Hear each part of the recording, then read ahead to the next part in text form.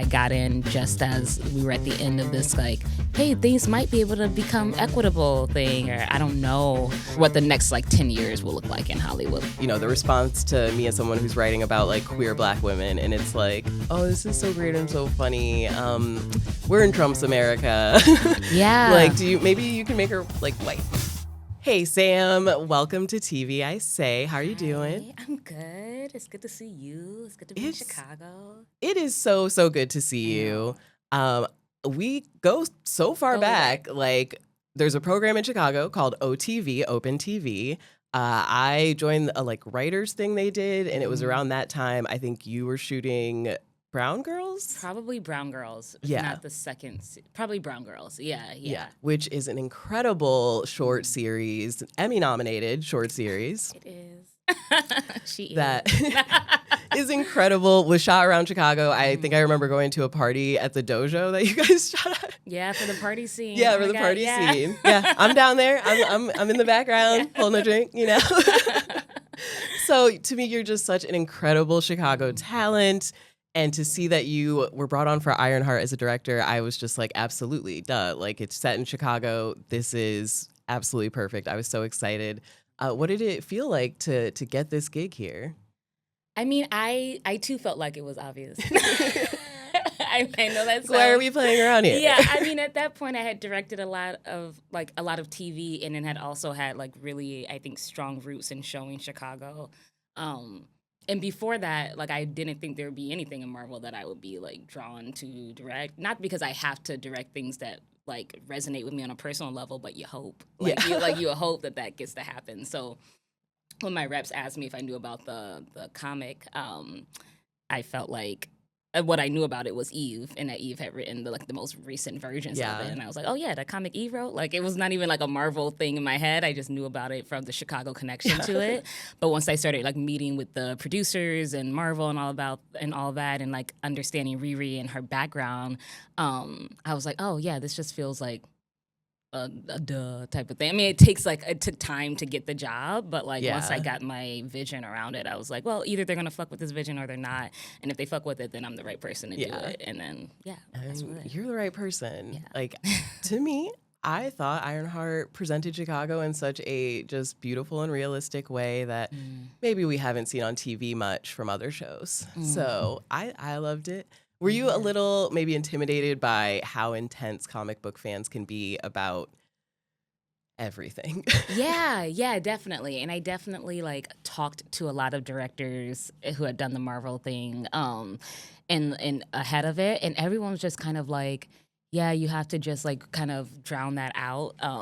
Which is easier said. I mean, kind of easy for me because I'm not super on social media, but it's still there. I still get people saying I can't even say it on the podcast, but horrible things in my comments because Ironheart had the nerve to have send her Black people, Black women, Black femmes. That really upset people. Yeah, it really, really got under their skin. Yeah, and I was like, you guys, it's from Black. I know it's from Black. I don't know. And there's a billion other Marvel shows that don't have that if you don't want to be down for the ride, which is unfortunate for you. But is there intense, but also equal to the negativity is the positivity, the young girls and the young people, and even just white guys that love the show. Yeah. It does. I do feel there's been a lot of love for both the story, but the visual storytelling too. We really wanted to make it feel cinematic, and I think it's not just a good story. It looks good too. Yeah. It feels good. Yeah. And I feel it didn't get. I don't know. I'm always it didn't get the Little Mermaid treatment where people were just why do I have to see these Black people? Blah blah blah. It did seem more supportive.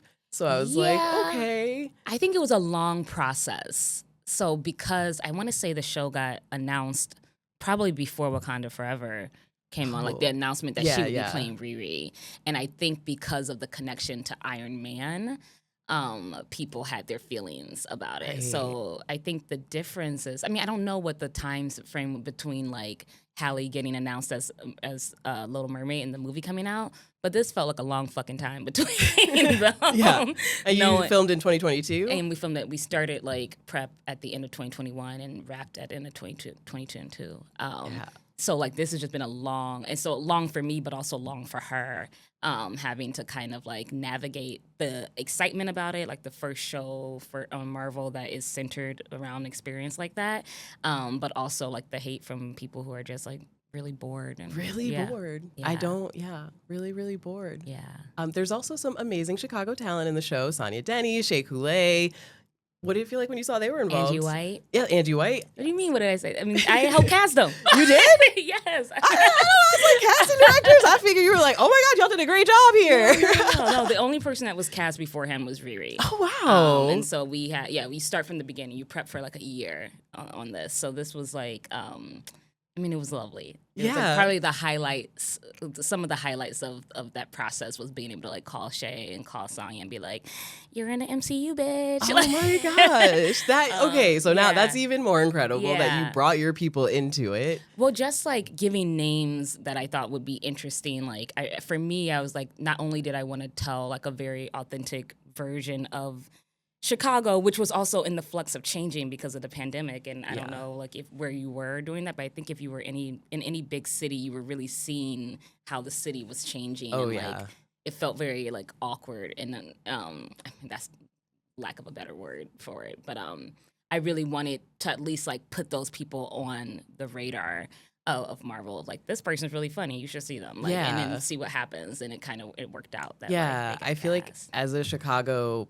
artist or talent, COVID felt really isolating. I don't know. I felt like as a stand-up, I could go to New York before that and go to LA, do festivals, and then COVID just really shut everything down in weird ways where I was like, oh, I need to, I guess, go live out in LA to actually do this because people don't seem to care anymore. Yeah, well, it's like the DNA was shifting, and businesses were closing, and so there's such a like a intertwining of the arts in Chicago. So when something, so that like the arts, but also like the businesses that we end up doing stuff at, like do so art performances and stuff. So to see it kind of be hit with everything that it was being hit with was really like kind of sad. And also like then trying to figure out how do I represent the version of the city that is changing. It's not the same as it was in 2019, and yet like it is an alternate universe and like all those things. But what do you keep that's like real, and what do you keep that like includes the DNA of the city that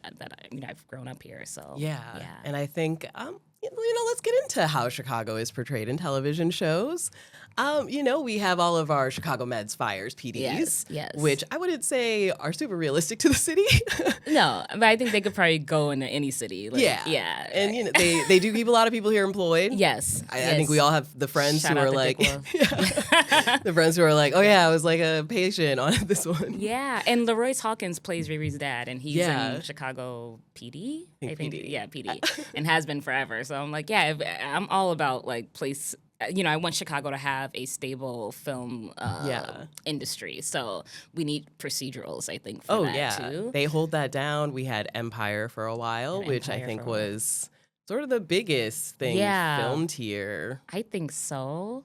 For a bit. But it wasn't set. It wasn't set in Chicago. It was just filmed in Chicago. It was just filmed in Chicago, Yeah. but technically set in New York. But you could tell wild. it was Chicago. Yeah. I was always like, I don't know why they chose to do that. But but okay. Yeah, but it was like a time when I was like, oh, we have a real show here. Yeah, like, and people were popping up and getting their, you could pay back then, you could pay your rent from a couple days on the show like that. And then what else is here? And The Shy. The Shy. The Shy is here. Which is still running. It's still running. It's still going. It's like the longest like drama on Showtime. On Showtime at this point, it has to be, because I used to write reviews for it on the AV Club for season 1, and that was like in 2015, That's 16. insane. That's wild. Yeah, to me. yeah, like those boys are grown. I think one of them, like one of the plot lines I heard about was like one of them's becoming a grandfather or something. They're teen pregnancy with it, and I'm like, he has a kid. Oh wow, I have not caught up. Yeah. There's a lot going on over there on The Shy, but I did feel as though I love that they had a lot of Chicago talent. I did feel that Showtime shows do kind of lean into the like ghetto melodrama side of Chicago. And, I think there was a lot where they were calling it Chirac in early seasons, and people were like, We don't do that. Yeah, I really don't like that term. I hate it. I hate it. It's like really, it gets under my skin. Yeah. I think ideally we have like so many shows that show different versions of Chicago, because I think there are a lot of different versions of Chicago. And so I guess like that can exist as long as other things also exist, which I think is like what Black people be wanting in general from Hollywood. Is just like, sure, we're okay if that one thing exists, but like let's not make that be the only thing that represents us.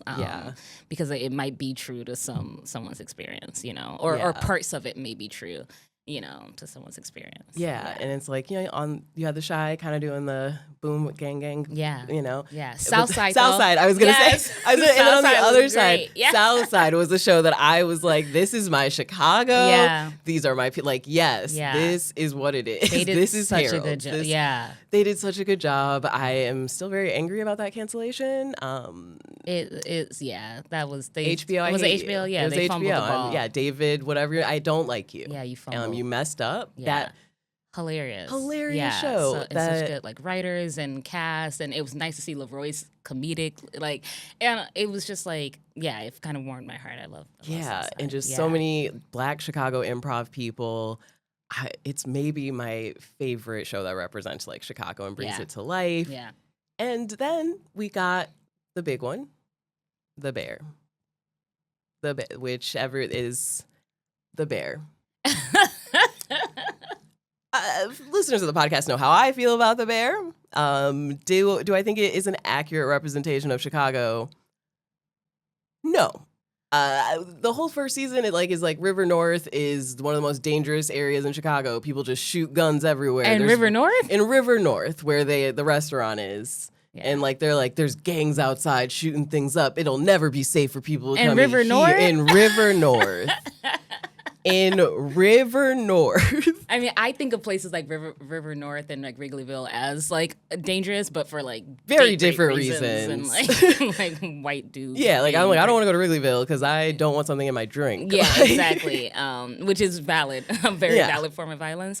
But I don't think of it as a place. As a dangerous place. But that's the way the show decided to go. That is so. Are the creators from Chicago? Not really, no. Okay. Chris Storer, the creator, he's the co-creator with his sister, who's a chef out in LA, and another woman, and they're all from like the suburbs, basically like Lombardo. I did not know that. Yeah. And then they actually I think he grew up mostly on the East Coast. Oh, that is wild. It's very wild. So are there Chicagoans in the writers' room? Not that I saw. They really only had a writer's room for the first 2 seasons. And then after that, just Chris and the producers wrote episodes.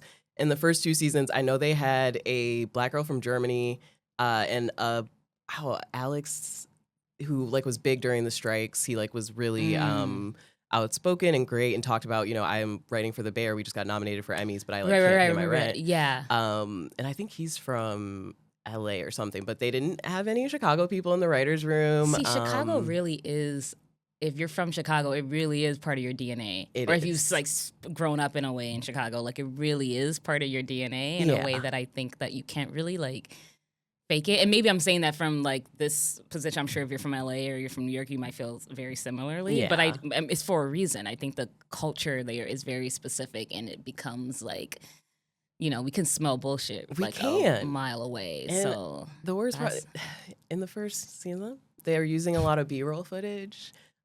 Just I guess they got it from stock websites, and they used the wrong Times building. They used the one that's in Oakland. What the fuck? Yeah. But wait, Hero isn't. Well, he's a producer on it. He's a producer. Okay. Yeah. So okay. I don't think he so that's different. Producing can mean a lot of things. Yeah. Because I was nobody was in there going, guys, that's California. Yeah, that's definitely Oakland. That is wild. Yeah. Has anyone so obviously I haven't watched it. I think that's okay. That was okay. I honestly feel actually most people I know who haven't watched it are from Chicago. Yeah, I don't know why I didn't. Because there's a lot of Chicago actors that I know who are on it. Ricky Staffieri is on it. Ricky Steffier. There's a I don't want to say it, but isn't he also on The Shy? There's another actor. Yeah, he's on it. He's on it. It was in The Shy, and there was another actress who was in it who like briefly played a like gay restaurant owner last season, and you thought it was going to be a big plot point, but then they just never talked about her again, and she disappeared. But I know she's a local actress who was in something, but I cannot remember her name, and I'll look it up. Thank you, producers. And one of the moms is from Chicago, right? Yeah. But, so I like, and again, I'm always like happy when Chicago is a spotlight, but then I just want there to be a certain level of care taken into it. So even if it wasn't like the creators decide to set it in Chicago or to be from Chicago, then like the writers' rooms has some Chicago places has some that Chicago can really like say like this is not or else like don't name the city, kind of thing. I kind of feel like make it like something. It does feel like a show that could have been shot anywhere. It feels like it could have been set in Boston and actually been better. Io is from Boston, so I feel like it. And we love her. We love her. We love her. The best part of The Bear. Yeah. The best part of it. We love her. Down. The best part of it. Yeah. And any criticism I have towards The Bear, I just want to say, does not count towards Sydney. That's not it. I love her. But I did just wish that they had more kind of just respect for the neighborhoods of Chicago. You wouldn't, to me, the neighborhoods of Chicago are what make this city so different. Like, absolutely. And the way they shoot it, like, they have her go from like a restaurant in Pilsen to one in Logan Square to one in like Avondale to one in like the Gold Coast, and it just makes it look like she took a boat. And it's just is that okay? I've seen that boat montage. Yeah, because everyone's like, it's so beautiful. Yeah, and she's going to different restaurants, and they're literally like, she takes a boat to like Alinea, and I'm like, I don't think the architecture boat tour stops there. Yeah, I don't think you can do that. I mean, I guess I really just don't know Chicagoans who like do the boat tour. Yeah, and then also that's something I do when I'm like, oh, people are coming to visit me. Exactly. You definitely. I don't know. I don't want to speak to him, but I don't take the boat tour as transportation. No, and definitely when I'm just like, oh, I got some time for my lunch break. Let me just do the architecture boat tour because I work here in River North and it's so dangerous. Could you imagine? Yeah. It also, the whole premise of the show is this guy, his brother kills himself, so he goes back to take over his restaurant. But he's like, a crappy Italian beef place. This needs to be a 5-star Michelin restaurant. And he's just gentrifying it. He's like, oh, this is a place where anyone can buy sandwiches. And then it's like the people who work there being like, it's great you want us to like do more, but it's actually, you're kind of a jerk for saying that like what we did is nothing. And the community we clearly feed that loves our food is like nothing, and what you want to do is better. So that's good. Yeah, it's all about him gentrifying it, but then the show is like, no, he's right for doing this. It doesn't like present what he's doing as bad. It's like no one from River North like jumps him. No. They're really just like, he's like saving River North by opening this like fancy restaurant here. There's really a part where they're like, do you think people from Chicago can handle like ravioli? Is that too refined for their palates? From Chicago. In River North, where I'm like, there are so many 5-star restaurants in River North. We were just talking about bougie places in Logan Square. Yeah. Like, what? Like, so it's just so disconnected. We can't contain multitudes? I don't like that. And it's just small things where, like, they make their own bread. Like, Chicago is the 3rd biggest city in this country. It's the only big city in the Midwest. so many people come here to go. Like, the culture is out of this world. How dare you? We have everything. How dare you? And they're literally just like, at least Carmi, this little Italian white boy, he's bringing culture to Chicago. He's going to save the city and teach this city that they deserve good food. Wow. And I'm just sitting there like, okay. I mean, I look, the people are like, this is not what the show's about. I'm like, I don't know. This is what I'm taking it. But I can imagine that is what it is. And I do think in later seasons they've moved away from kind of trying to represent or speak for the city. Yeah. And now it's more just like about the characters and their dynamics. Well, that's better. Like, if you don't have anything to say about the city, then I just think that's like bad place to put yourself. Yeah, and just focus on kind of what you know, or bring somebody in who does know that. Yeah, maybe just someone from Chicago in the writers' room. Yeah, just one person could have said, "That's not what it's like there." Yeah, and I'm like, there's so many. There's people from like Top Chef who have restaurants we out have here. restaurants here. Yeah. Like, we're a very famous food city, I would say. Yeah, I would say too. And maybe people did come at, they were like, I think you're just mad because in the first episode of the show, they do insult Rockford, Illinois, which is my actual hometown, where I grew up until I was like 18. So, I have a friend and from then Rockford. I came to Shout Chicago. out Rockford. Shout out to Rockford, which, we have our own set of problems. They call Chicago Chirac. They call us Glockford. Oh, well, there you go. We have more crime per capita than Chicago. Put it up there so people understand. Yeah, okay. And in the first episode, they go like, they're like having some arcade competition at the restaurant, and they're like, we got all these losers coming in from Rockford. And I'm like, first of all, people from Rockford would never go into Chicago for video games. It's a 90-mile drive. And then go to River North. And then go to River North. I'm still like kind of hit on the, I'm stuck on the River North. Truly, the first, I was just like, so wait, they think River North. Like, they think people want to go to River North. I'm just, yeah. I worked in River North and was always just like, please let me get out of here as soon as possible. Everyone, like, I don't even go, Yeah. I thank you for letting me just get my frustrations. No, please, because I've heard like people are like, "Oh my god, you haven't watched the Bear, you haven't watched Bear." Here, I direct TV. I don't watch a lot of TV, or things I do watch. No one else is watching. I get that. I do want to talk about all of the TV you've directed. You've done some amazing shows, Blackish. Nicole Byer's show, which I absolutely love. Oh, I cannot remember the name. Oh my gosh. It's like thoroughly Nicole. Literally Nicole. Like literally Nicole. We love you, Nicole. I know that you can watch it. It was originally an MTV show, and I know you can now watch it on Facebook still. Yes. Facebook is when I got Facebook onto it, I think. TV still has those episodes up, even though they don't do Facebook TV anymore. But shout out. Incredible show. First person to hire me. Yeah. What other shows have you directed? Dear White People was probably the big one that I did. I did season 3, and then Justin had me come back as a producer and writer. So that's how I got my WGA card. Wow. Was for the final season, and I directed it on the final season as well. So that was like the last thing I had directed before Ironheart. Did you get to direct one of the musical sequences in your episode? How was that? Yeah. So it was fun. I mean, it was great to see it come from the writer's room to that. And when we were writing it, COVID had not happened. Yeah. So we were like, we're having this huge musical season, bring it all home. It was all in Justin's head, and we were down for the ride. And then lockdown happened, and it was like, now we get one song per episode, and and then are you gonna have dancers? How are we gonna have dancers? We were one of the first shows to come back before there was a vaccine. Right. So it was actually quite terrifying being on set. Yeah. And I'm gonna keep it all the way 100, because I feel like people don't talk about that a lot of crews, unless you were working on a Mission Impossible stuff, the budgets weren't budgeting to make people feel safe.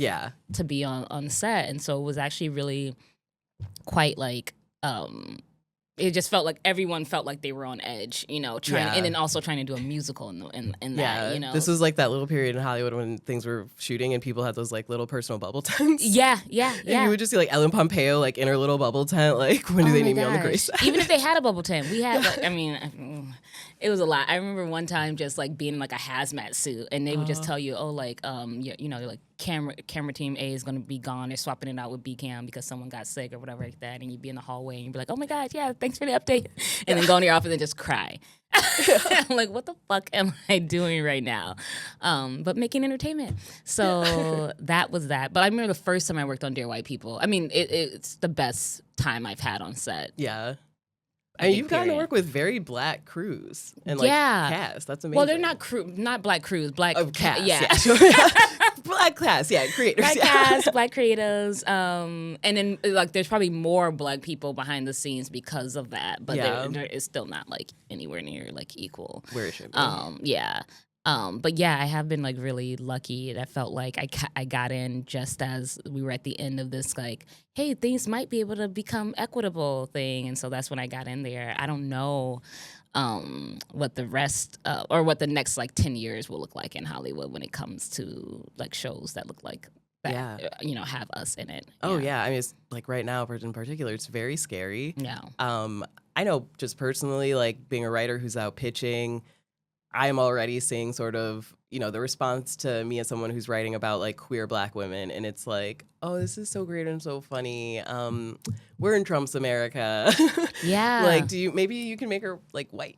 Yeah, it's kind of I mean, not sad. It's not like I had like all my energy into Hollywood that I just thought they were such great people. Yeah. No, like this is kind of like back to if you under like I mean Amara talks about it all the time, kind of the cycle of Yes. like Black being hot and then there being a backlash to that, and that's Yes. happening in every industry. Every industry right now. Yeah. And I think with TV, I mean, for me, right, with TV, like with Jimmy Kimmel and all that, I'm like, they're taking out white guys. Yeah.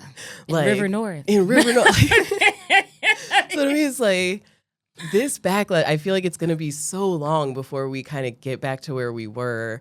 And to me, it just makes it feel like all the promises of 2020 were so shallow, where we had all of these people in Hollywood being like, we're going to change. We're going to always make sure we have Black people in the right. We're going to do this, this, and this. Yeah. And I think the most I got out of that is that like a white guy paid for my Final Draft subscription for like 3 years. Oh, okay. Which that's expensive. Yeah. That's expensive. That's what I can get something. So, like, I kind of, I'm of the mind of like, okay, well, I'm leaving here with something. So someone's going to like, fund my movie. Fund it, like, give me something. You're giving me resources. Yeah, I'm leaving something because I'm like, I've worked way too long into Yeah, and I think this shit. every Black person was like, get your thing, get your something. Get your thing, because it's not, it's fleeting. And I do feel like, you know, I mean, I don't know in TV. I don't know what TV is going to look like, but I do feel like there could be a resurgence on the feature side of like independent films and different voices, because people are going to want to tell their own story. And if they keep getting like the door in Hollywood, then they're going to find other ways and avenues of doing that, which is what I think like the first like surgence of web series were. And it was an answer to that. Like, oh, I finally have digital cameras. I'm going to tell my story because I have no entryway into Hollywood, so fuck all these people. And that's how you pretty much came up with Brown Girls, right? Yeah. Well, You're So Talented is what I did first, because I was an actor. Yeah. For the stage, and thought I was going to like do Broadway or whatever. And then in the middle of kind of like gigs, I was like, oh, let me do this thing. And then it changed just the trajectory of my life. It was like we went to Tribeca, we got Gotham nominated, and then we did another season of that, and then we did Brown Girls, which Fatima Asghar had written, and kind of just like was like here. And so I got to direct and produce that, and bring like people in and just but we never had an idea. We never thought that it would break us into Hollywood. I don't think that was the goal, or even not because we were like thinking small, but because we didn't know that was a way to do it. You know, it was just an offering really to the community. I think it's like when Insecure or Awkward Black Girl, you know, was on YouTube, and it's like she wasn't thinking like, oh, this is gonna become this thing and Insecure and it'll go there. It was like, I want to just make this, and I hope that comes back. I think so. There's a new show I think called like The Comic Book Shop. Or have you seen that? Yeah, it's on YouTube. But she had been, I don't remember the creator's name, but she had been kind of like documenting her process of making it, and I think it's like dropping an episode a week. Yeah, get on that before we're gonna put this information in the notes. Yeah, because I have seen this. I follow her on Instagram. I think, and she's really been promoting it, and I've been like, oh my, I hope like indie web series are back, but like, they're expensive. They're so expensive. Like we made Brown Girls on like $12,000. These other web series are like, I don't know. I didn't come from money, and I don't know nobody with money. Like, I still barely know. Like the people I know in LA who are like, oh, I shot my own like short, and I'm like, what? And they're like, and my daddy funded it, and I'm like, for $50,000, $100,000. I'm like, I don't know how to come up on that money. Like, I don't even think I could borrow that money. Dad? Like, and I remember when you were doing Brown Girls, like I just loved how involved the community was. So many people were just like, what do you need? Let's help. Let's support. Yeah. And I just feel like that's what we need back. I think there's such an argument over, like, is there a Gen Z Girls or Sex in the City or Girlfriends? Do they have their version of it? And I don't think Hollywood can give that to them. I think this younger generation is one that is going to tell their own stories. I don't think they can be kind of stuck in the tropes of, like, this is the sexy friend, this is the ugly friend. They're so beyond wanting that that I think the next like girls that we're gonna see, or the next like Insecure, is gonna come from someone who's doing independent stuff on YouTube. Hopefully, hopefully that's what I want to see. Like the more that, and the thing is, like they, it wasn't like Hollywood was like, let's go look for this like show with these like Black and brown and South Asian queer characters from Chicago and give them a platform. No, it was just like a lot of people were talking about it. Yeah. And then they didn't want to be left behind. And that's kind of like how we got in that way. So I do always feel like if there's a way that you can make your work, even on like first season You're So Talented was $2,500. That's as much as I can get from a credit card. It was And so $2,500. Yes. And so I'm like, if there's any way that you can make your thing with your people, and we did it, we had like a little. It doesn't look like it was $25,000. We tried. We tried a lot. And I mean, it was really simple. It was like shooting in places that I knew or businesses where I had homies that either worked there or ran it, so casting people that I knew. Yeah. Like, so there was a lot of favors and stuff, but it's hard to go back there once you've done that. Yeah. But I think hopefully, like, more people will start doing that because I think it does. Like, now that they're like, you got Ironheart money, so. I know. I'm like, 3 years ago. But, I'm Well, I'm just so excited about everything you're doing. Thank you. I cannot wait to see what you do next. Thank you. Now we're going to get into the watch list. So I need to know, what TV are you watching? Okay, what TV am I watching right now? So have you watched the show called From? I know this. Wait, maybe I did watch It's it. right. Harold Perrineau plays the Yes. lead. Oh my God, yeah. so good. It's on like Epic or something? It's on, oh fuck. I just know to watch it, I had to download some weird app and like it do was a weird, free but it's trial. not Epic. It's something else, and then it's through Amazon. Pretty much. Yeah. It's the only reason why I have Amazon. And it is such a good show, and it's about like these. It's from the people that made Lost. Yeah. So think of that like whole world. But it's about this small town that people end up in that they can't get out of, and they're trying to figure out like why they're all stuck here. So like randomly every couple of days or every month or year, a new family or a new person will end up in this town and they can't get out. And at night when the light goes down, monsters come out. Ooh. But everyone is kind of being their own like version of a town and having to protect each other. And Harold Perrineau is so fucking good. He's incredible. He's so good. He's so good. And I heard people saying he should have been nominated for it. I think so. I was like, man, but they hating. They are hating. It does seem like one of those things where the Academy is like, if it's too hard for us to watch. Yeah, but it's like not that hard. There's like a level of cheesiness to it that's like great, I think. Yeah. Like, I mean like hard to find. Like Interview with a Vampire is incredible, but people are like, what is that AMC is like so hard to download. I don't understand. People, we are going to be the end of ourselves. Right, and I'm just like, you can figure it out, I promise you. It is really good. And I think also like it's one of those shows that is like drops weekly. And like I'm ready. I know they're filming right now, and I'm like, oh my God, when is it gonna drop? Like I'm so ready for it. And they like keep having a bigger and bigger audience. So maybe by like season 4, people will. It's gonna blow up. I think so. Yeah, or maybe don't. I want them to have work. So, yeah. He's so good. I want him to just be doing so much. Yeah, always. Since Romeo and Juliet, I've been in love. And then The Matrix. Come on, I'm a big Matrix fan. Yeah. So like that look in The Matrix. Yeah, so good, so good. What else is on your watch list? I mean, I watch a lot of reality TV, Please. so I've just started watching Real Housewives of Salt Lake City. How are you feeling? Mary Crosby is hilarious. My favorite. Like, she's Mary's amazing. my girl. Yeah, by far. I think of them similarly to Real Housewives of Miami, which I also love. Is that it's just like, even if I don't love all the characters, that's a great cast. Yeah. Each one of them is needed. Like, please, they have the perfect level of drama without it getting like too dark. Miami and Salt Lake City are my things. Best and ones. Project Runway. Well, did you hear what Andy said about Salt Lake City? He was like, I never want to see Jen Shaw again. Oh. And I was like, oh. I was like, I wanted a little post jail. Yeah, maybe she'll pop in. I mean, I don't know. That just really disappointed me, but I guess I understand. I mean, I guess, yeah, she's a criminal. She defrauded people and she's a criminal. I guess we shouldn't put her on TV. I mean, but the president is. Right. So where's the line? Where's the bar? Come on. I guess it was old people. No, that's not cool. Yeah. But Project Runway, I am also watching. You're the How do you first feel person about to it bring this it up. season?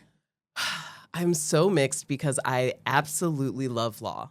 Law to me yes. should have been a judge. I feel like he's like reaching new heights now. Yeah. Like, put him in everything. Yeah. He is one of the best judges. Yeah. obviously a Heidi I love. Christian, I love Christian Siriano. I love Christian. He's not Tim Gunn. He's not, but he is his own, Yeah. and he's grown into it. Yes. I opinion. agree. I think he's owning it. Like in these later episodes, I like what he's doing and the advice he's giving and how he's like pushing them and being like, that's ugly. Because I feel like at the beginning he tried to be really nice and was like, if you think you can do that. And now he's like, you really think you're going to finish that? Because it's stupid. Yeah.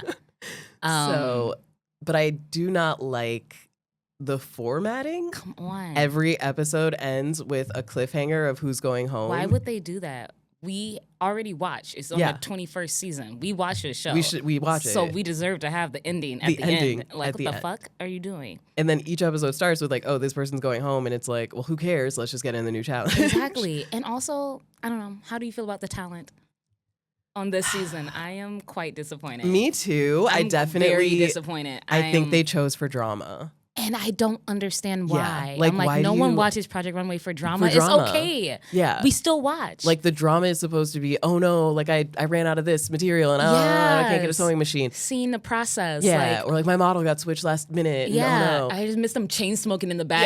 Yeah. Oh, those were the good seasons. And now it's more like they have like these twin brothers who I think are cheating. Yeah. And everyone is just openly like, they're cheating and helping each other through every single challenge. I guess it's fine. Yeah. Like Christian will be like, it would be great to see you guys, do your own thing for once. I'm like, yeah, bitch, it would. Yeah. So like, let's. We have Eureka from Drag Race. Utica from Drag Race, who I liked on Drag Race, and I'm just kind of like. They're just shoving it down our throat that she's on. We know she's on Drag Race. Like the people that know will know. We'll know. We don't. And need it's to keep, they keep wanting to be like, oh no, but like, can he do something for like real runway, or is it all just gonna look like drag queen stuff? Yeah. And then it's like, well, yeah, he can. And okay, so he's like the best. I really want the best for Melania, but I feel like she's not bringing it. But in general, like the season before, which was the All-Star season, was so fucking good. That was so good. So you have like 5 or 6 like top. You're like, I don't even know who's gonna win. This is so good. Yeah. And this one, I'm just like, yeah. I really don't even care who wins. Like at this point, I'm pretty sure it's gonna be one of the twin brothers, and I'm like, okay, fine. Yeah. Their stuff's cool, I guess. I mean, like. I'm really disappointed with the season, especially how long it. I mean, so happy about Law, and I wish we could transport him to the last season because that would have been like amazing. I think he was a guest judge. Yeah. But yeah, that's what I'm watching right now. Yeah, I'm disappointed in it. I do like that some of the participants aren't afraid to kind of come for their judges. I feel like there have been a lot of people like trying to throw shade at Law, and Law is like, why do you think you can do this to me? I also, it's like that's you must think a lot highly of yourself. I mean, which you should think highly of yourself. Sure, but come on, Law's giving you like, just take it. Yeah, when Law is like, oh, I would have like put a belt and that would have styled it better. And like one guy, like the twin was like, you think you would have done it? That would have been dumb. And he's like, are you kidding me? Who do you think you are? Really, image architect. When he was like, I got out of bed this morning to give you help. Yeah. And you're should I go back to sleep? Should I go back? I don't need to be here. It is wild, the audacity. And to be putting like not good clothes. Again, like there's some clothes. like Reddit threads about like showing like stuff from season 19, season 20, season like all the and it's like they were giving me fashion, like the drama was on the runway, and I don't give a fuck about what's going on behind the scenes. Like, and the producers are so like they keep like changing the like little stuff on the bottom to like make fun of people, and it's like we're not here for this. Yeah, I want to see clothes. And give them 2 days to make something. Yeah, like, not stop these 1-day challenges because Yeah. it's just making ugly stuff. Yeah. I think the ugliest looks is the denim team challenge. Which could have been so good. So good. Last season's denim challenge. Incredible. So yeah, I'm doing Project Runway. I actually have to watch yesterday's episode. Me too. And yeah, I guess we'll see who goes home. Yeah. It told you at the end of last week. Oh, did it? Yeah. Oh, right. They did tell us at the end of last week. But that was the first time they've ever done that. They did. That's why I was just why I wasn't sure if you had seen it or not. So I was like, okay, I'm not going to say Right. They did send him home. Yeah. It was the both guy. Of them. Oh, right. It was the both of them. And then I was like, that's going to be some stupid twist. Yeah. It's going to be like, but they think we're sending both, but really, yeah. Oh, yeah. Maybe there is a twist. I'm going to be so mad if it's a twist. Because honestly, at this point, I'm like, let's just get this over with. I'm just not. They better have like all the time to make their final collection or something. I have not been wowed Yeah. I've not been overwhelmed. I've not been excited. There hasn't been one look that's made me been like, wow. What? None. Designer. Nothing. Like nothing. Nothing.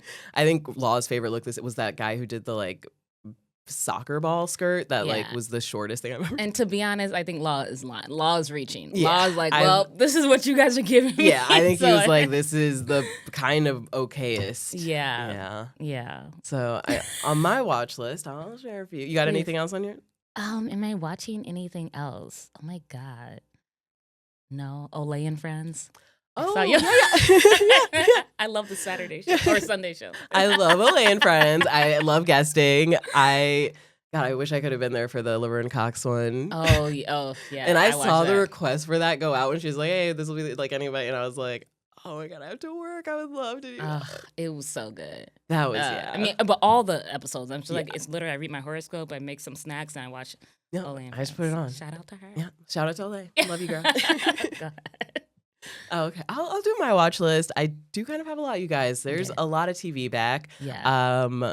High Potential is back on ABC. I love it. If you haven't watched, I kept begging you to watch the first season, but if you haven't, it's about a woman who's a janitor at a police station, but it turns out she has a crazy high IQ and she's a genius. So at night when she's cleaning, sometimes she'll just stop and be like, let me just solve this case for them really quick. And at first they're like, you got to stop touching evidence. You're a janitor. But then they're like, she's smart. Okay. Let's make her a citizen deputy or something. They make her like an honorary cop. I don't really know how that worked, but now she can investigate and she like helps them solve crimes and she's quirky and she's not like other cops and she's really smart. But it's actually really good.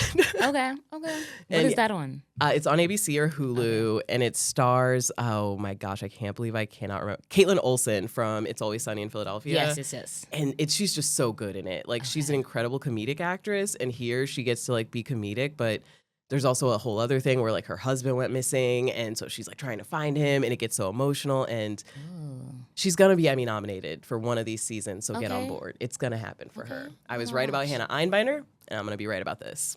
Congrats also, Hannah, on your Emmy. Let's see. I'm also doing Love Island games. Okay. Do you do Love Island? I just, for the first time, watched this past season of Love Island. Okay. And everyone is crazy. Everyone's crazy. Everyone's insane. And Love Island games is like that turned up because they take the craziest people from every season. Oh, God. And it is still Love Island. Like, you can decide, I want to find love and try to be the strongest connected couple, or I want to find someone who's going to help me win every challenge and we win the money. Which is kind of the same, like, you know, you want to be in a popular couple to win the money. But it's like you actually have to do duels. Oh, no. And, like, there's, like, challenges to beat each other. And so far, I did not like Love Island Games season 1. I thought it was kind of dumb. This season, I like. They have so many people from season 7. Andrina's there. Chris. Who, all right. I liked her, Audrina. I love her. Yeah.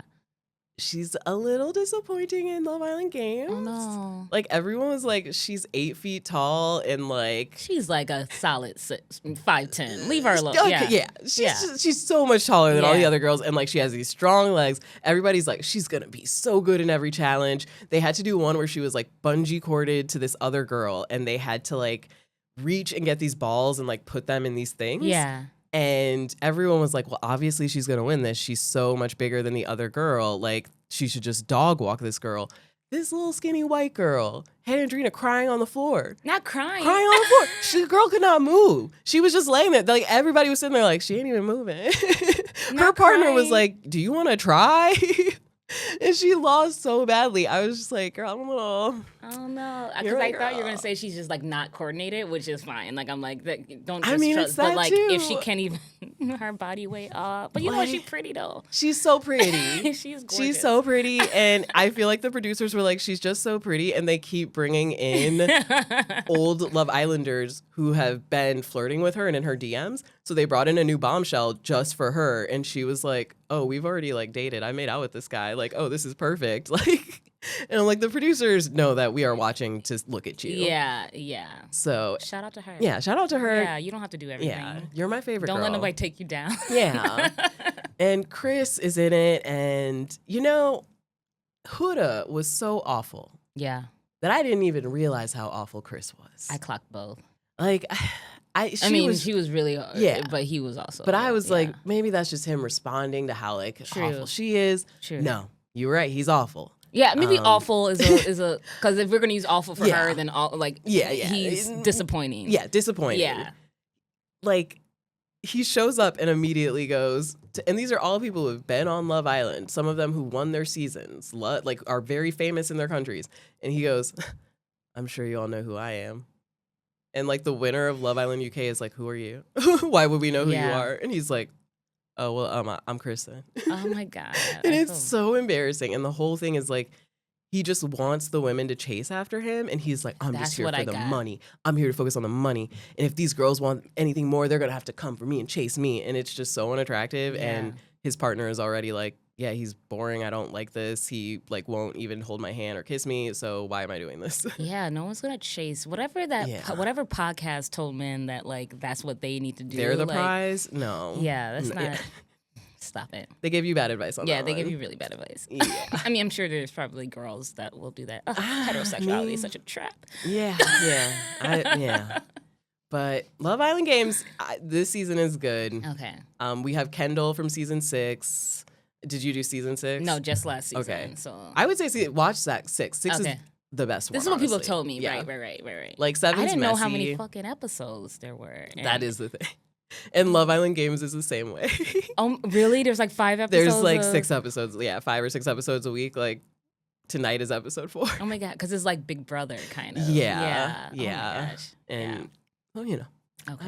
I'm back in it. I like stupid or like. I like it's TV stupid. to like just turn on and you don't have to think. around, and I'm just like, you guys like win this challenge. Who has to wear the heartbreaker necklace? Like, make out with 10 people. Yeah. I am disappointed. This will be for my Below Deck fans. I don't know if you do Below Deck. I don't watch, but I know because I'm a big into the Bravo. Yeah. So Below Deck this last season, they had a girl named Solène, and she's this like very slutty bisexual French girl who dated every member of the crew. She dated every girl, every guy, made out with every single person. Okay. Everyone hated her because she was horrible at her job. She was like, "I'm just here to have fun and be on TV." And they'd be like, "No, you're here to clean bathrooms." Yeah. So she would never do her job. They didn't hate her enough not to hook up with her. Yeah. She has a good time. But they would like hook up and then be like, "It's just so horrible how she didn't even clean the cabins last night. So I had to stay up until 4 a.m. Well, but when we go out to drink, who can remember?"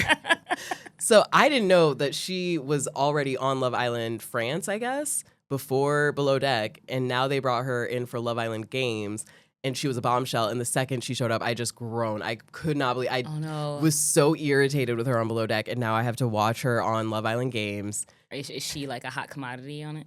Not really. Like she picked a guy who like they did the thing where she had to come out and make out with every single person and then decide who she wanted to break up.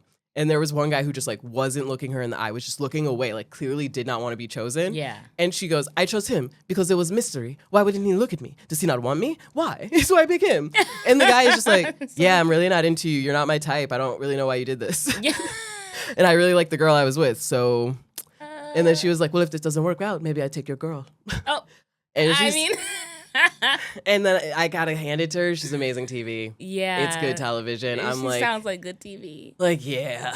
Were you a fan of last season?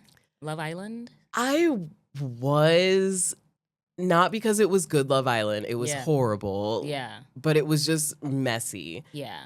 Like, everything with Ace and, like, Taylor and Shelley clearly trying to, like, manipulate the ending and like set themselves up as like, "Oh, we're such a strong couple, we should win," by voting off every strong couple. I did not get multiple things. One is that I didn't really know the show. I didn't know how big it was. Yeah. I just knew that was a show that came on 6 times a week. And I was like, so it was a long time for me to get on. When I watched it, immediately when I saw Ace had his name tattooed on his back, I was like, no. And then I went and saw my friend, my homegirl who I love, and she was like, "Oh my God, you don't like Ace?" And I was like, "Bitch, your affinity for fuckboys is ridiculous." Like the people who like Ace, I am just like, you might not have a good picker. Yeah, I don't think you are, because I clocked it from the beginning. I was like, there's something about the way he talked and his name tattooed across his back. It was just like, it was telling and a it lot. was, to me, I absolutely believe him and Shelley knew each other before the show. That was like a whole thing that kind of came out. And I think he knew, like, we already like each other. We're going to be a good couple, but I'm going to like play around with all these other people and you pretend to like Austin. So eventually we'll get together. And I was like, that girl doesn't like Austin. No, not at all. She didn't like Austin. No. Why are you making me watch very this? Obvious. Yeah. And I was just like, why won't y'all just be together instead of it being, because I didn't really understand that there's strategy in it. Because it's like if you get together too soon and you're a strong couple like Hannah and Charlie, you're a target and they're going to try to get you out. I thought that was bogus. And it was. Hannah and Charlie. And Pepe. Yeah. Like, fine. He is fine. He's a very attractive man. Yeah, I don't know why I'm talking to you like this. Like, as if there's no cameras around here. But I think the only thing that saved the season for me is that I was a big Nicolandria person. Like from episode 1, I immediately went, those two like each other, and everybody called me a crackhead. But I like it. I like it for them. Yeah. And I love Alandra and Shelly, so I don't like all this like drama. This They're new so drama. Like their friendship seems to be on the rocks. They haven't they did New York Fashion Week like separately. Ugh. So don't let Ace come between you two. Don't let a man come. Yeah, please. You guys are two beautiful women. Especially not Ace. Like my God, it's just a lot. He's just a lot. And I want black love too, but not like that. Not like that. Like, come on, him and Taylor, just maybe some of the worst guys. Yes, and they played in her face. Like, who looks at Alandria and not think she's like fucking dead, drop dead gorgeous? Like, what do you mean? I'm trying to get attracted to her. Like, when he said that to Ace, Ace should have gone immediately to Shelly and been like, yo, he's not really into you, girl. You should tell her. Like, go with Jalen. So she stops playing. Yeah, go with Jalen so she has a safe option and she's not like on the chopping block every fucking week. But you know what? It got her to Nick. So. It got her to Nick, and it all worked out. So that's what I love about the season. And everybody knows Nick and Alandria are true winners. Yeah, so because we don't even remember that other couple. Oh my gosh, yeah. So back in the Love Island games universe, and I'm sorry to my Twitter fans. I'm so sorry about how much I'm going to talk about Love Island games already. What else is on my watch list? Peacemaker. I love the second season. It's so much goofier. They are going for more of a comedic tone. Like, they brought Tim Meadows in, and he's killing it. He's so good in it. Like, if you love him, also the most attractive he's ever been. Okay. That man is aging well. Okay, Tim like, Meadows. He's sexy in it. I don't know. I don't like. Okay, Walter. Yeah. He's playing an Argus agent who has bird blindness. Okay. So his whole thing is that someone will be like, that's an eagle. And he's like, why didn't you tell me there was a giant duck there? It's just so good. And just Tim, you look good. Just shout out to him. Shout out to him. And John Cena, you're also doing great. Like, just charming as usual. So, I think it's a short season. I think it's only 8 episodes, but that's on HBO. Yeah, on HBO. That one's been good. And then I have to shout out 90 Day Fiancé The Other Way. What's The Other Way? So 90 Day Fiancé The Other Way is when Americans move to other countries to be with their partner.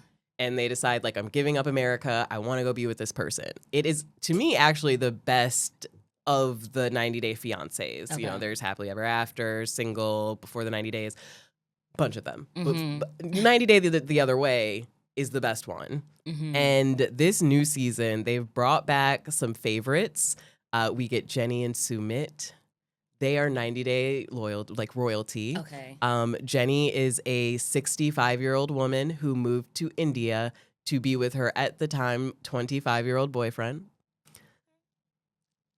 Okay. And they get there, and his family hates her because they're like, why are you marrying this old white woman who can't give us grandchildren? Like, we don't approve of this. It also turns out they had already put him in an arranged marriage, so he was married.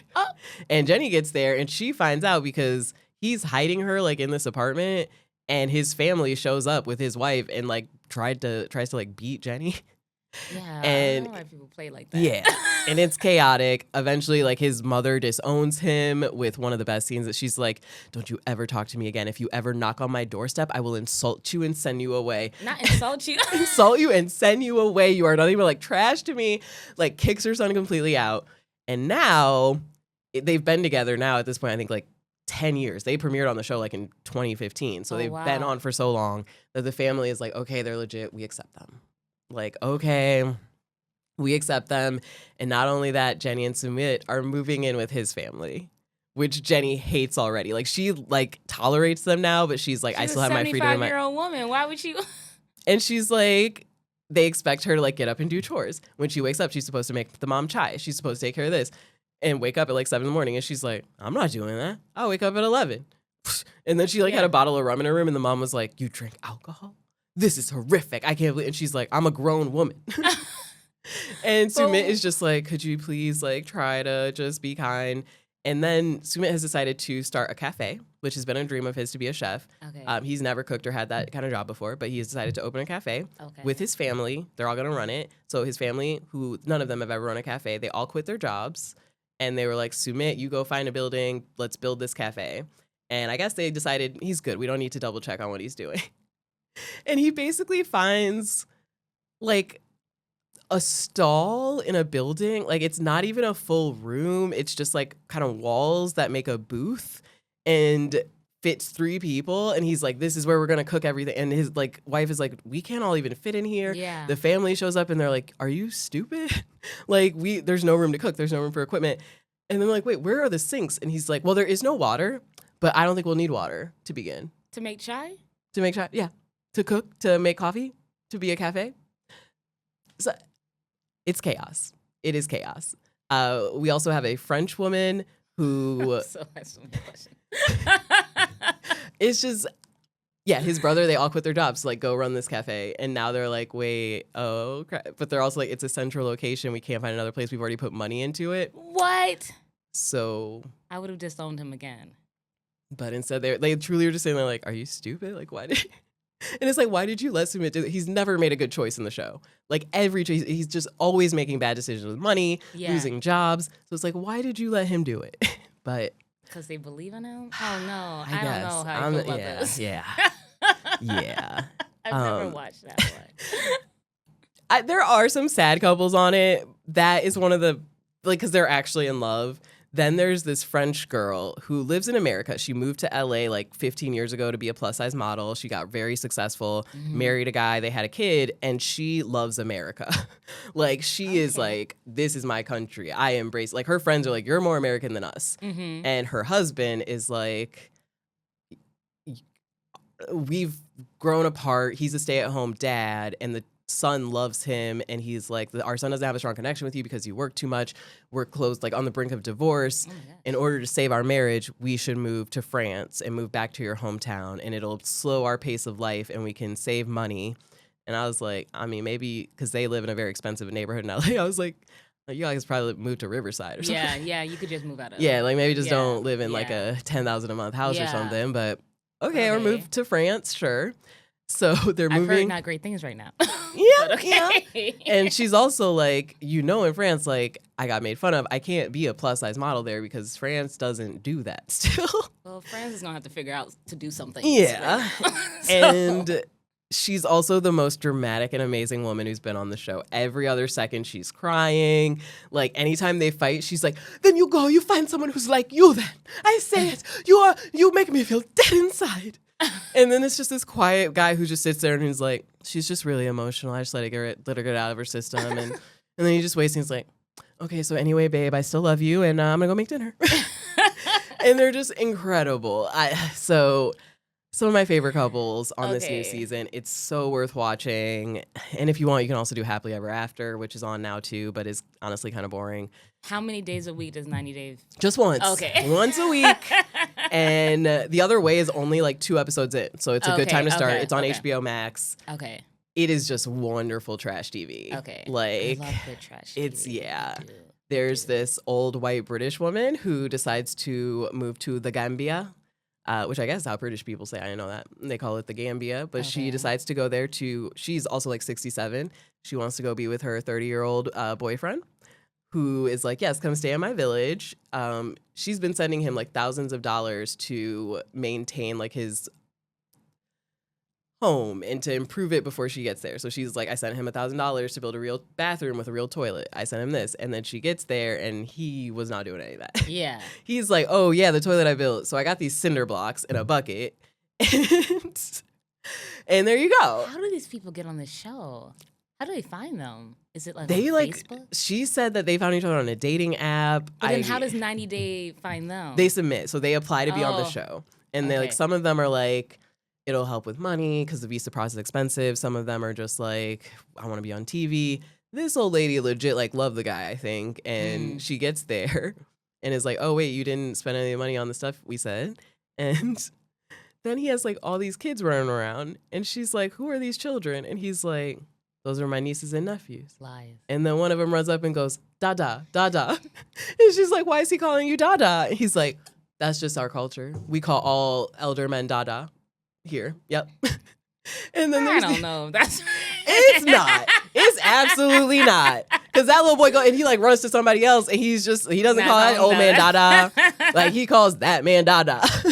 And there's like another guy who's like clearly his kid, and this kid's 16, and he's like, no, that's my little brother. Oh. That's my. And she's like, you have a little brother who's half your age? Like what? And then there's all these women, and he's like, no, these are my sisters. And she's like, y'all don't look related. Well, see, here's my issue. Why we gotta lie about it? Just be honest if this is the life you want to live. Yeah, and it's like very clearly you have plural wives and multiple children. You're taking money from this white lady.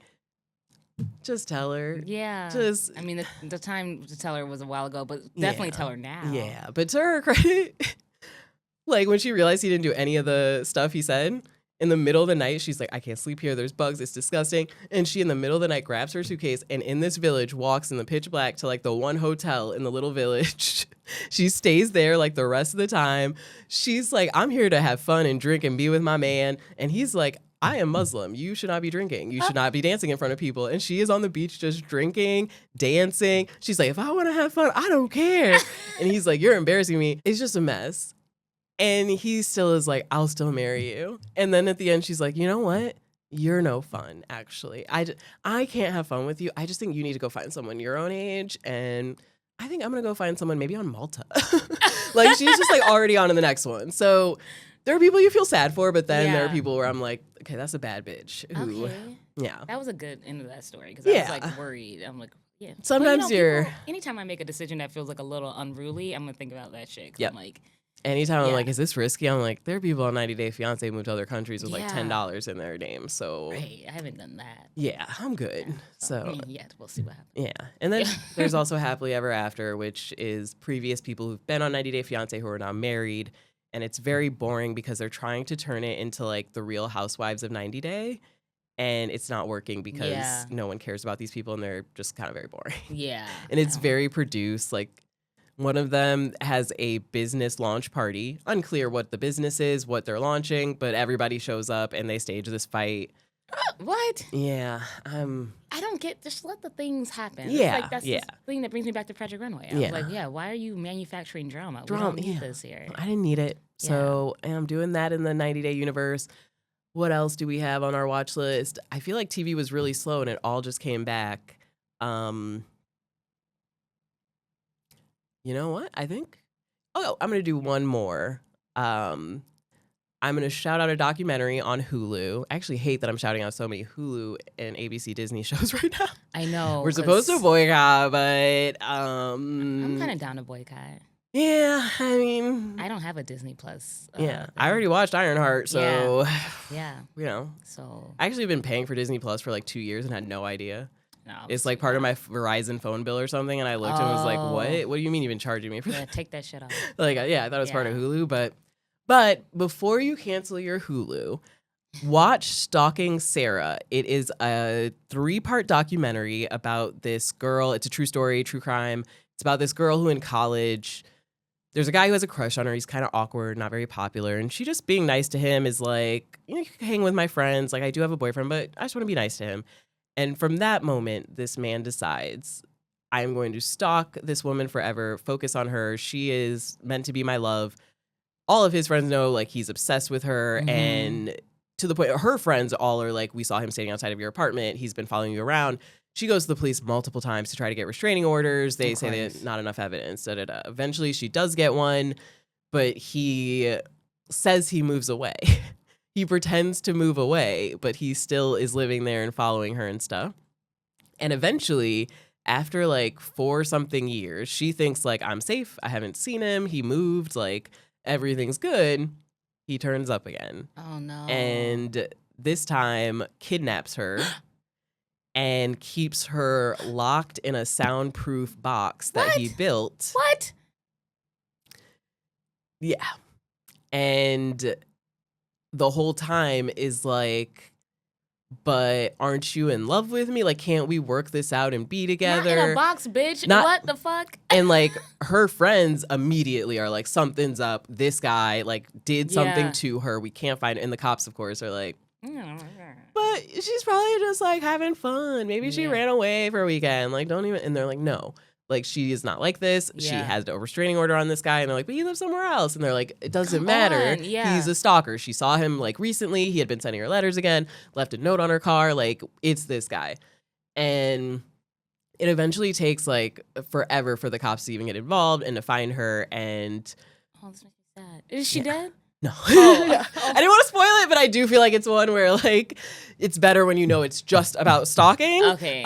She is found, although it's kind of frustrating because, like, he got a storage thing and basically had her in it and told her, if you have sex with me, I will let you go and, like, won't kill you, and I'll just, like, drive you home. I promise. And she was like, I don't believe you, but like, okay. And he didn't. He left her there for another day, and she like kept trying to like figure out a way out. And eventually, like someone in this storage part, because it was just like a storage unit, like heard weird noises in there and told the police.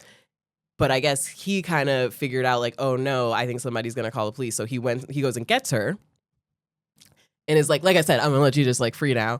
Literally just gets her, drives her back to her car. Her car is still where he kidnapped her, where he left her. She just drops her off. She's just like, okay. And I think she was with him for like a month maybe. And she goes back to her car. Oh my God. And obviously immediately, and she had like, he was like, you got to probably like, you know, what we've done, we're truly in love now. You would never go to the police. And she bullshits so good. She's like, of course, would never. You were right. Like I was supposed to be your wife. This was all such a good idea. Anything to like stay alive. Yeah. And she gets out, goes to the police, and is like, he kidnapped me. He kept me in this box. And they still don't believe her. They're still like, I mean, why am I even acting shocked? Right. Like, God damn it. Like they still don't believe. And she's like, look at the tape. He dropped me off in my car. Like, look at it. And they're like, well, if he dropped you, like, that doesn't seem like something a kidnapper would do. And she's like, I'm telling you, go look at the storage thing. And one cop is like, you know, this girl, I think she might be telling the truth. And one cop goes, finds the storage thing and is like, oh, yeah, she was right. This is fucked up. He's like, this is all soundproof. Like, he had weapons in here. He was going to torture her if, like, it didn't go hit, like, yeah. So is he in jail? He is in jail, but I believe because he was only on stalking charges, he got, like, a very, like, fairly light sentence. He didn't get rape charges? She can't consent when she thinks she's gonna die. I think she did get rape charges, but I think because he took a plea deal, they dropped the rape charges and he just pled on like kidnapping. Actually, I'm about to flip this fucking table. Yep, it is. You shouldn't have been able to get a plea deal. Are you fucking kidding me? And so the documentary is good because it's all on Sarah. She is telling the story, recounting it from her perspective and her friends, and it is just her tearing apart the police department, all these people who failed her, and that's what makes it okay to watch because you get so angry. And having her there to be like, I saved myself. Yeah. Like, I did this. My heart is broken. Yeah. And it ends on a good note. She is alive. He gets arrested. And of course, our justice is like, I think he got like 7 to 8 years or something. It was, and in court, he tried to say like, no, actually, we were into each other and dating and we were just like having rough sex and this was all consensual and she wanted me to do this. It was like role play. And all of his friends like testify for the prosecution being like, oh, no. Like he's my friend since like high school. And he's probably talked about this girl every single day that I've talked to him for the past like 10 years. Like they're all just like, oh no, in his head, he's in a relationship with her. We have told him many times to leave her alone. And it's just like, even with all that. Yeah. There's a lot. Did you see that Unknown documentary? Unknown Number? Oh, yes. The high school catfishing story, which, oh yeah, that one was good. I'm just like, people are, I don't know. I know a lot of it's like mental health stuff, but also I'm just like, but also like sociopath. Like like just the fact that she was even allowed to be in that documentary is wild to me. Yeah. Like that the mom is sitting there and allowed to like present herself as like, maybe I'm innocent. Who did it? Oh, some people have like drunk and drive, and it's the same thing as telling my daughter and her boyfriend to kill themselves, and I want to suck his dick and did it. I'm like, what? Are you? out of your effing mind. Yeah, and apparently like, bleep. she only agreed to be in it if Netflix didn't push her on you're like kind of a pedophile, right? Yeah. It's very clear you were creepy to this boy because you had feelings for him. This was not about your daughter. Cutting his steak and shit. Just bullying another girl he had gone out with. Like, it was very clearly not about the daughter. And so he and his mom brought that part up, but she was like, I will only be in the doc if you don't ask me if I had sexual feelings for him. And so that's why she never really talks about it. And it's just like, no, it was nothing like that. No, she was like, it's like I had a drink and then I drove. Yeah. Same thing. I just got caught. I just got caught. What? It's like, no. Yeah, everything. And like when the cop finally comes and they let her continue to like hold her daughter. Yeah. I just went, you need to separate them. You just see how because that would have gone a totally different way. Oh, If the cop even the dad was like, shouldn't she be arrested? Well, the dad's immediately like, can you take her? Yeah. You need to take her because if I get her, I'll go to jail. And I was like, yes. Yeah, finally a real parent in the equation because that would have been me. Yeah, come out real quick. Like, that's another, put that on your watch list. I feel like everybody's watched that one by now because it is so good. It's insane. Yeah, I'm going to say check that one out and check out Stalking Sarah. It terrified me. I'll also say, since I'm on a true crime thing, I also watched Betrayal. Season 3 is out now. It's a brand new season. Betrayal is about women who marry people thinking this amazing person who like is my everything, my prince, and then it turns out no, the first season was like a guy who hid cameras in his wife's daughter's room and like had been just doing horrible things. The newest one is this lady married this guy. He was like perfect stepfather material, so great, and then it comes out that the stepfather had been hiding cameras in the bathrooms. What the fuck? And like filming the son and his friends and assaulting Jesus. What is wrong with people? Yeah, and assaulting the son and keeping it secret for forever. And then it finally came out because of the mom. It finally came out because one of the son's friends was using the bathroom and noticed that the phone charger was had a red light on it, and he was like, that's weird. And then he picked it up and realized it was a camera, and he showed his mom, and the mom immediately went to the police and was like, yeah. And so it all comes out that he'd been doing this. And his wife, is like, well, we have 2 kids together. And he's bad.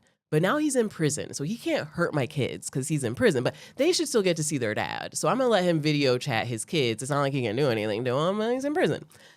And he starts video chatting them. And the son who was molested by him is still living in the home. So he's like, I do not like hearing him video chat my siblings while I'm here. Could you maybe not do this when I'm here? Or just like, don't?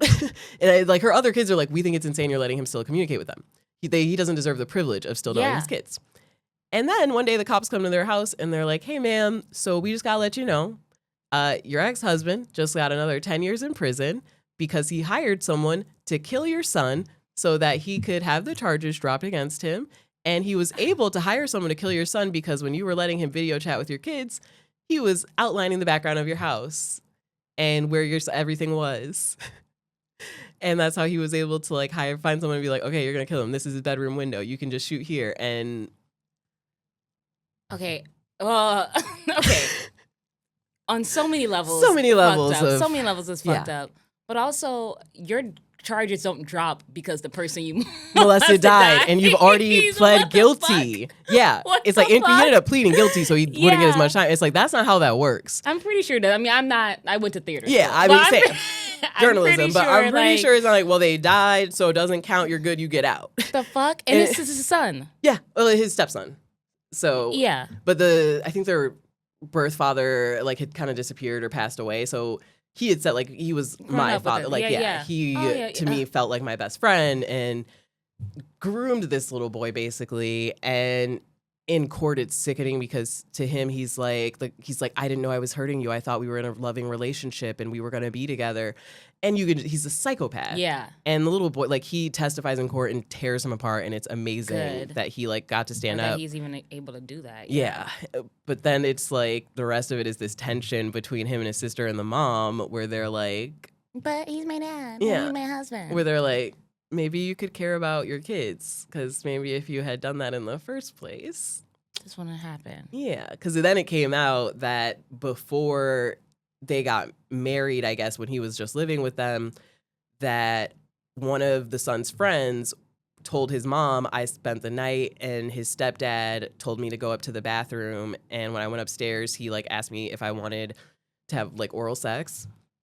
This little boy, like a teenager, so he told his mom, and then the mom and the kid go over there to tell her, hey, he's telling me this happened.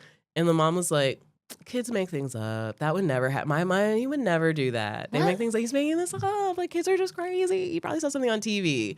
And so then it's even more like, yeah, like, and I can imagine, it doesn't seem like she's aware at all, but like when that awareness does hit her ass, like the guilt, like I can't, which is what she deserves, and like it's the little, like it's a part of what she deserves. So like you have to deal with the fact that you put your kids in harm because of what? He wasn't fucking you, bitch. Like he was not, and that's the whole part. She goes into like, you know, he was never into me. He could never get hard. He would always like be very hot, but like we never had sex except like the 2 times we had our kids. That's it. And and she's in it too. She's in the doc, and that moment hasn't hit her yet. That moment of clarity has not hit her yet, because she still seems to be like, but oh well, his kids like have and like her other kids are just like, yeah, we just don't talk to my mom about it because we just will want to kill her. So some dark documentaries for you to watch. How do we go here? Go watch Ironheart before you so I'm get always, rid of Disney. Watching the most horrific true crime. So watch Ironheart on Disney Plus, and then do away with it's a feel good time. It's a feel good. There's some drama, but it's all like a Disney drama. Yeah. I don't know if there's like any positive documentaries. The Charlie Sheen doc. It's actually really funny. Oh, okay. I'll put that one on there. The Charlie Sheen doc. It's 2 episodes. It's actually pretty hilarious. There's some sad parts, but it's also like his drug dealer being like, yeah, we had to get him off crack. So I started working with his doctor, and his doctor was like, how about you just start watering his crack down? So the drug dealer and we're just slowly over a year, just slowly like making the coke like and crack less potent. Yeah. And then after a year, Charlie was like, crack just isn't as good as it used to be. I'm over it. Well, look at that. That's Community. Yeah. So some funny ones in that. So there you go, a little lighthearted.